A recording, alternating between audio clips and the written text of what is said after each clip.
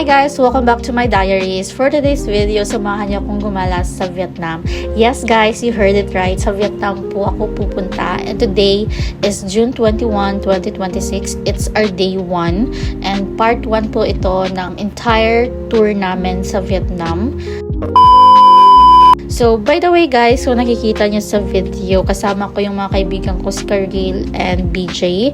Kasi napag-usapan namin na sabay na kami papuntang airport. And around 12 PM, nung umalis kami sa city proper, papuntang Iloilo International Airport, nung dumating kami doon, hinintay lang namin yung mga kasamahan namin. Yes guys, kasama kasi ito po ay educational tour. So, mga kasama ko yung mga kaklase ko, ka-batchmate, and mga profs namin, which will be our chaperone for the entire tour. So, around 2:30 PM, nung nag-check-in na kami, naghintay lang kami ng mga ilang hours for departure, and nung mga 5 PM, nakapag-departure na rin kami. And luckily, ang ganda ng weather during our flight, and ang ganda din ng view kasi ang ganda ng cloud formation and sunset.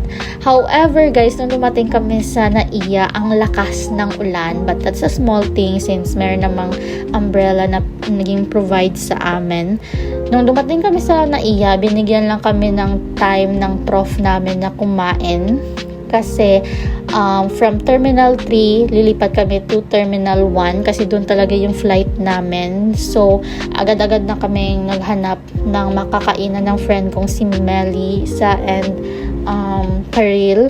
So, yung specific talaga na hinahanap namin is Jollibee or Mang Inasal. However, wala kaming mahanap. So, we go for KFC for our dinner.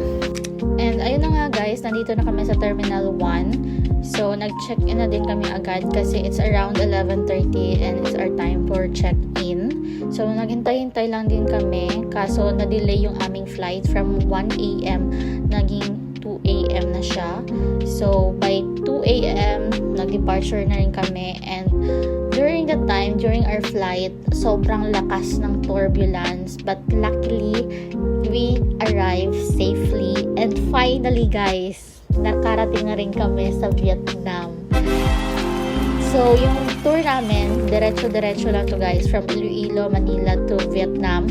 Walang pahinga-pahinga kasi pagkarating namin sa Hanoi Airport is diretso na din kami na bumiyahe papuntang Sapa. And guys, wala kaming ligo, wala kaming bihis, may toothbrush, hindi kami nakapag-toothbrush. So, huwag nyo nang i-imagine kung anong amoy namin kasi ini-enjoy lang talaga namin yung aming tour and everyone is happy.